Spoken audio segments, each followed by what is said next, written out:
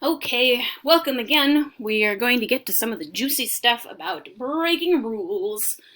The art world is well known for establishing rules and then breaking them. That's where a lot of art movements came from, is how do we break the rules and get away with it?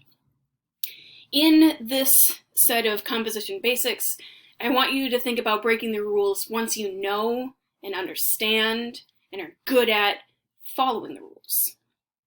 Okay, the best way to break the rules is to know them completely and then obliterate them. So some things that might work to break the rules but still keep your composition engaging and interesting are these when you should do it.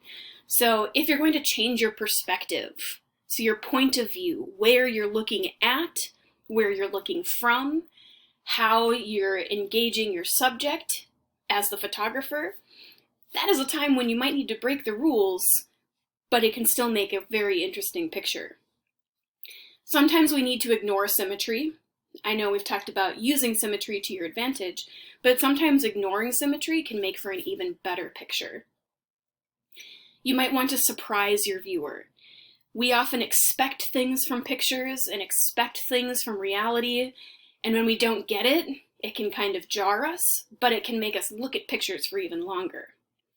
You can use several focal points, so instead of isolating just one to spend your time on, you can use multiple to draw your people, draw your audience through your picture. And the last one is about framing. And I'm not just talking about how you set up your shot, but it's a specific process when taking your picture itself. Next time, we'll start going over changing your perspective.